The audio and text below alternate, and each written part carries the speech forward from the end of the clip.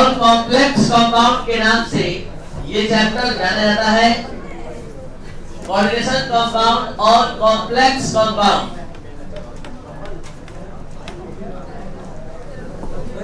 आपको बता दें कि इस चैप्टर को समझाने से पहले हम आपको एक पूरे कॉम्प्लेक्स कंपाउंड का फॉर्मेशन फिर से समझाने जा रहे हैं, जिसके माध्यम से आपका बेस कंप्लीट होगा और तब जाकर आप इसके टॉपिक को एक टॉपिक को समझेंगे तो बहुत आसान लगेगा।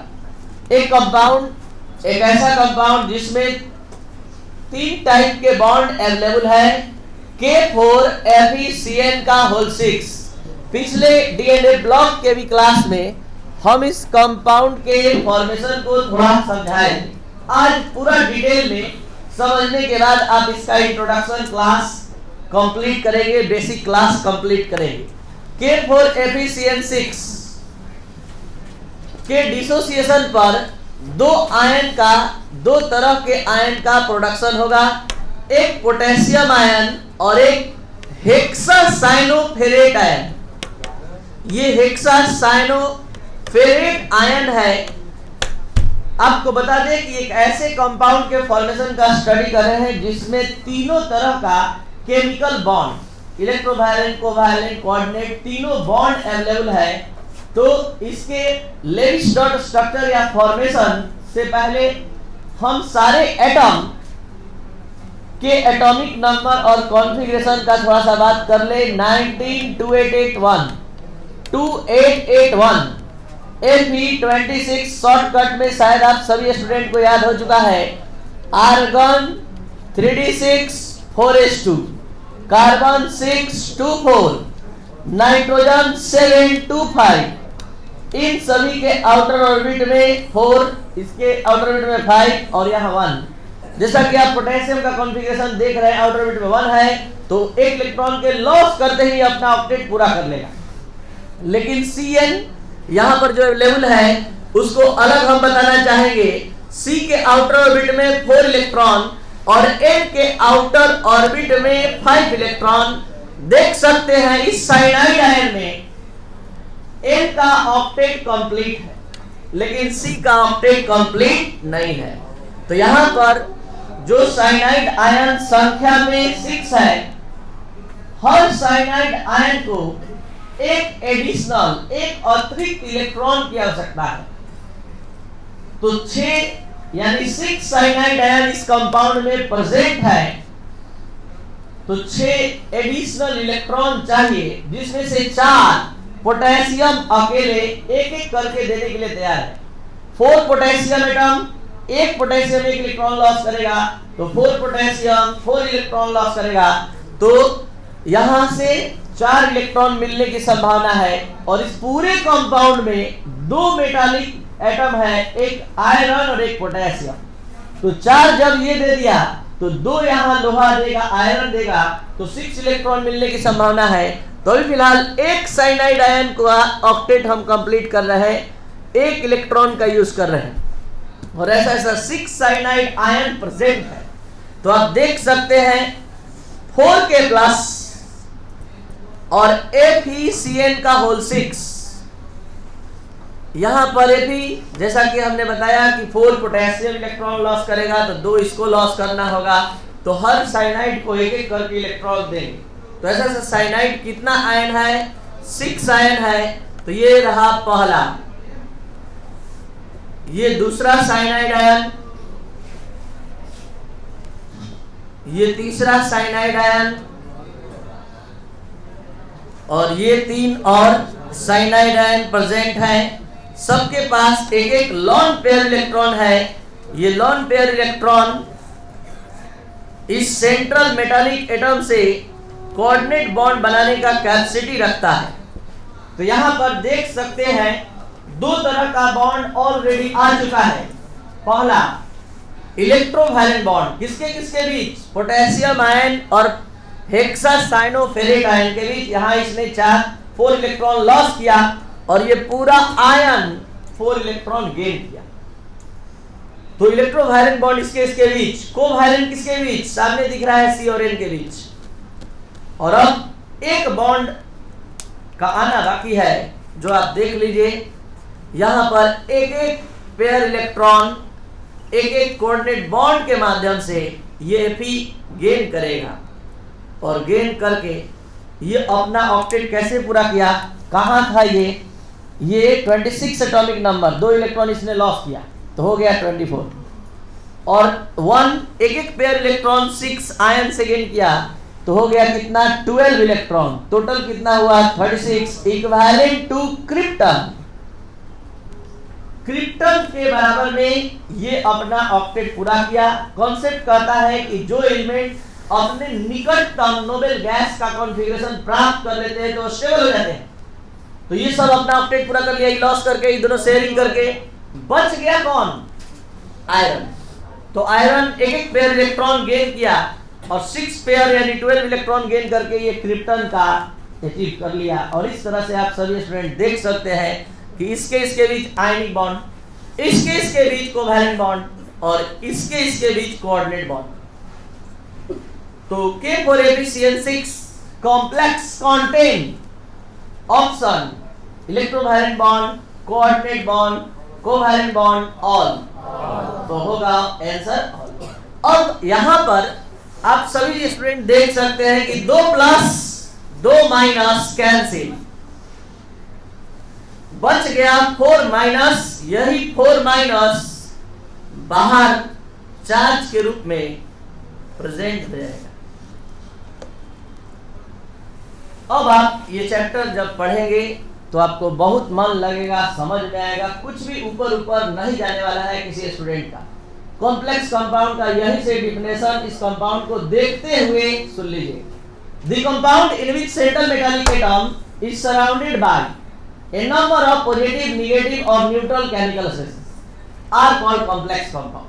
अब आप देख रहे हैं जब इसमें कॉम्प्लेक्स इंटिटी मौजूद है, कोऑर्डिनेट बॉन्ड बनाकर ये प्रेजेंट है, किसी सॉल्वेंट सिस्टम में आप डिसॉल्व करेंगे ये जैसे है वैसे ही रहेगा, अपना अस्तित्व नहीं खोए। इसलिए ये पार्ट जो है कॉम्प्लेक्स पार्ट है और इसी कारण ये किसी सॉल्वेंट में, किसी सॉल्यूशन स्टेट में अपना अस्तित्व नहीं खोता है, जैसे है वैसे ही रहता है। तो आज के बाद आप सभी स्टूडेंट एक माइंड में सेट कर लीजिए कि जिस कंपाउंड में ये दिखाई देगा स्क्वायर ब्रैकेट, वो कॉम्प्लेक्स कंपाउंड है। सबसे बड़ा ट्रिक कि कॉम्प्लेक्स पार्ट को रिप्रेजेंट करने के लिए एक स्क्वायर ब्रैकेट आता है जिसको आप हिंदी में बड़ा कोष्ठक कहते हैं, ठीक है। तो यहाँ जिसको पैरेंथेसिस भी बोला जाता है इंग्लिश में या मैथ के भाषा में। तो यहाँ आप पढ़े कोऑर्डिनेशन कंपाउंड और कॉम्प्लेक्स कंपाउंड। अब आइए पूरा इंट्रोडक्शन के साथ, लेकिन उससे पहले थोड़ा सा और बेस मजबूत करते हैं। अब इस चैप्टर के पॉइंट ऑफ व्यू से किसी कॉम्प्लेक्स कंपाउंड का 2 पार्ट होता है, एक होता है IS और एक होता है CS। एक होता है आयनाइजेशन स्फीयर और एक होता है कोऑर्डिनेशन स्फीयर। तो ये कॉम्प्लेक्स कंपाउंड का 2 पार्ट है। एक जो स्क्वायर ब्रैकेट से बाहर वाला पार्ट होता है, याद रखिएगा, जो स्क्वायर ब्रैकेट के बाहर पार्ट होता है वो IS आयनाइजेशन स्फीयर कहलाता है। जो स्क्वायर ब्रैकेट के अंदर होता है वो CS कहलाता है। तो एक होता है IS और एक होता है CS। और कोऑर्डिनेशन स्फीयर में भी 2 चीज होता है, एक होता है सेंट्रल मेटालिक एटम CMA और एक होता है लिगेंड्स। क्या होता है? लिगेंड्स। इसको हम लोग लिगेंड्स कहते हैं। ये लिगेंड्स है और ये जो देख रहे हैं ये आपका कोऑर्डिनेशन नंबर है। मतलब ये सेंट्रल मेटालिक एटम है, ये आपका लिगेंड है और ये पूरा पार्ट CS है और ये IS है। तो किसी कॉम्प्लेक्स कंपाउंड का 2 पार्ट होता है, एक IS और एक CS। CS में भी 2 कंपोनेंट होते हैं, 2 केमिकल स्पेसीज, एक सेंट्रल मेटालिक एटम, एक लिगेंड। और जिसकी जितना लिगेंड की संख्या होती है, जितना संख्या में कोऑर्डिनेट बॉन्ड बनाता है, उस संख्या को, उस नंबर को कहते हैं कोऑर्डिनेशन नंबर। तो आप सभी स्टूडेंट के पास इतना नॉलेज हो गया, थोड़ा जल्दी अपना नॉलेज दिखा दीजिए। इसमें कौन सेंट्रल मेटालिक एटम है? कोबाल्ट। और इसमें आयनाइजेशन स्फीयर में कौन है? कौन है लिगेंड? NH3। कोऑर्डिनेशन नंबर जल्दी से बताया जाए। इसमें कोऑर्डिनेशन स्फीयर में कौन है? Fe और CO। कौन है लिगेंड? 0। कार्बन मोनोऑक्साइड कितना है कोऑर्डिनेशन नंबर? इसमें आयनेशन स्फीयर में कौन है? Cl, chlorine. और इसमें आयनेशन स्फीयर में कौन है? कोई नहीं। सही जवाब है कोई नहीं। लेकिन इसमें आयनेशन स्फीयर में इसमें भी कोई नहीं। कोऑर्डिनेशन नंबर और इसमें कोऑर्डिनेशन नंबर 6। तो इस तरह से आपका स्टार्टिंग हो चुका कोऑर्डिनेशन कंपाउंड का। अब इंट्रोडक्शन के साथ पूरा डिटेल में एकदम जीरो लेवल से समझिए आप अपने सिलेबस के according. The branch of chemistry in which we study about complex compound और coordination compound is called coordination chemistry. Chemistry का वो ब्रांच जिसके अंतर्गत हम लोग कॉम्प्लेक्स कंपाउंड और कॉम्प्लेक्स कंपाउंड के ज्योमेट्री और स्ट्रक्चर का स्टडी करते हैं, कहलाता है कोऑर्डिनेशन कंपाउंड। आपको बता दें कि ये एक ऐसा चैप्टर है जिस अंदाज में आप सभी स्टूडेंट ऑर्गेनिक केमिस्ट्री में IUPAC nomenclature of organic compound पढ़े हैं, वैसे आप यहाँ पढ़ेंगे IUPAC nomenclature of inorganic compound. जिस अंदाज में आप ऑर्गेनिक केमिस्ट्री में आइसोमेरिज्म ऑफ ऑर्गेनिक कंपाउंड्स पढ़े हैं, वैसे इनऑर्गेनिक केमिस्ट्री का इनऑर्गेनिक कंपाउंड का यहाँ आइसोमेरिज्म पढ़े। तो यहाँ पर कोऑर्डिनेशन केमिस्ट्री का आपने डिफिनेशन समझा। अब कॉम्प्लेक्स कंपाउंड और कोऑर्डिनेशन कंपाउंड का डिफिनेशन जिसको सुनते ही आप याद कर सकते हैं, the compound which are not dissociated into their component ions into the solution state are called complex compound और कोऑर्डिनेशन कंपाउंड। अब थोड़ा सा चैप्टर में आगे बढ़ने से पहले आज से लगभग 10 साल पहले एक चैप्टर हुआ करता था एसिड बेस सॉल्ट। उसमें सॉल्ट 10 साल पहले एक चैप्टर हुआ करता था आयनिक इक्विलिब्रियम के नाम से, एसिड बेस सॉल्ट के नाम से, जिसमें सॉल्ट पढ़ना था। Salt types of salt, acidic salt, basic salt, neutral salt, complex salt, double salt, alkaline salt, तो इतना सारा सॉल्ट था। उसमें से 2 सॉल्ट के बारे में आज जान लीजिए। एक होता है complex salt, it means complex compound, और एक होता है डबल सॉल्ट जिसका बेस्ट एग्जांपल आप लोग के माइंड में प्रेजेंट है, फिटकरी, पोटाश एलम। ये पोटाश एलम को जैसे ही आप वाटर में किसी सॉलिड सिस्टम में डिसॉल्व करते हैं तो ये अपने कंपोनेंट आयन में टूट जाता है। जैसे K2SO4 टूटता है 2K+SO4 माइनस, A2SO4 टूटता है 12 plus plus plus 3SO4 minus. तो देख रहे हैं कि लगातार ऐसे भी आप वाटर में जैसे ही डालते हैं फिटकरी तो वो डिसॉल्व हो जाता है। डिसॉल्व होना इस बात का प्रूफ है कि वो अपने कंपोनेंट आयन में टूट गया। तो यहाँ पर ये डबल सॉल्ट है। तो जैसे आप सभी स्टूडेंट के माइंड में ये हम सेट कर दिए कि जहां स्क्वायर ब्रैकेट देखेंगे तुरंत कॉम्प्लेक्स कंपाउंड, कॉम्प्लेक्स सॉल्ट बनेंगे। आज के बाद डबल सॉल्ट भी पहुंचाने में कहीं दिक्कत नहीं होने जा रहा है। डबल सॉल्ट मतलब 2 सॉल्ट, यहाँ पोटेशियम सल्फेट, एल्युमिनियम सल्फेट। तो यहाँ अगर हम एक एग्जांपल दे दे आप लोगों KCl.MgCl2.7H2O, तो क्या आप समझ नहीं गए कि यहाँ भी 2 सॉल्ट है, एक पोटेशियम का और एक मैग्नीशियम का, पोटेशियम क्लोराइड और मैग्नीशियम क्लोराइड। तो जहां भी 2 सॉल्ट होगा वो डबल सॉल्ट होगा। अब आइए difference between complex salt and double salt सबको देखते हुए समझ लीजिए। The salt which are not dissociated into their component ions are called complex salt, or the salt which are dissociated into their component ion into the solution state are called double salt. Complex salt doesn't show the property of their components or compounds. ये कभी भी अपने components और जो compound present होता है उसका property show नहीं करता है, फिजिकल और केमिकल प्रॉपर्टी। ये हमेशा अपने कंपोनेंट या कंपोनेंट आयन का या कंपाउंड का हमेशा प्रॉपर्टी शो करता है कि हमारे अंदर ये कंपाउंड, ये आयन प्रेजेंट है। थर्ड, ये जो है हमेशा स्क्वायर ब्रैकेट में लिखा जाता है। ये स्क्वायर मतलब इसका एक पार्ट जरूर स्क्वायर ब्रैकेट में लिखा जाता है, लेकिन इसका पूरा कंपाउंड एक साथ लिखा जाता है, कोई डिफरेंशिएट कोई पार्ट से नहीं किया जाता है। ये पार्ट अलग लिखने का मतलब है, मकसद है दिखाना कि यही कॉम्प्लेक्स पार्ट है, यही कभी डिसोसिएट नहीं है। और भी इसमें इलेक्ट्रोवायलेंट कोऑर्डिनेट बॉन्ड होता है और इसमें केवल इलेक्ट्रोवायलेंट बॉन्ड अधिकतर दिखाया जाता है, कोऑर्डिनेट बॉन्ड जल्दी नहीं दिखाया जाता। तो ये है difference between complex salt and double salt.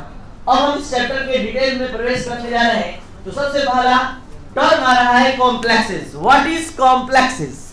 तो कॉम्प्लेक्स का डिफिनेशन आप इसको देखते हुए एक बार सुन लीजिए, आपको कभी नहीं याद करना पड़ेगा। The chemical species in which central metallic atom or ion are surrounded by, are bonded by a number of positive, negative और neutral species, chemical species are called complex. बहुत तरह से डिफाइन कर सकते हैं। अगर ये वाला अगर स्ट्रक्चर आपके माइंड में है, यही कॉम्प्लेक्स कहलाता है। इतना 4- ये कॉम्प्लेक्स। तो यहां कॉम्प्लेक्स क्या है? वैसा केमिकल स्पेसिस या रेडिकल जिसमें सेंट्रल मेटालिक एटम बहुत सारे न्यूट्रल पॉजिटिव और नेगेटिव केमिकल स्पेसिस के कोऑर्डिनेट बॉन्ड से जुड़ा होता है या घिरा होता है, कहलाता है complex. There are 3 types of complex: positive complex, negative complex और न्यूट्रल। पॉजिटिव कॉम्प्लेक्स का मतलब इस पर सब पर पॉजिटिव चार्ज होगा, नेगेटिव कॉम्प्लेक्स का मतलब नेगेटिव चार्ज होगा और न्यूट्रल कॉम्प्लेक्स का मतलब न्यूट्रल, मतलब कोई चार्ज नहीं। तो ये था आपका complex and types of complex के बारे में। यहां सारा डिटेल मतलब आपको जो दिया गया, हम थोड़ा सा खुद सेटिस्फाइड होना चाहते हैं। 1-2 क्वेश्चन पूछ दिया जाए, फिर आप लोगों में से जो स्टूडेंट जहां पूछना चाहते हैं पूछना स्टार्ट करें। एक FeCO का होल 5, जल्दी से बताइए इसमें सेंट्रल मेटालिक एटम कौन है?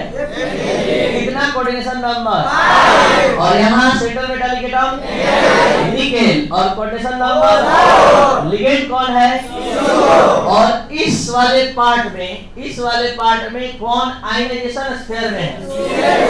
कभी ये कोई स्टूडेंट माइंड में नहीं रखेगा कि लेफ्ट या राइट को आईएस कहते हैं, ऐसा कुछ नहीं है। बस स्क्वायर ब्रैकेट के बाहर चाहे लेफ्ट रहे चाहे राइट रहे, इसमें देखिए लेफ्ट में आईएस है तो इसमें राइट में आईएस है।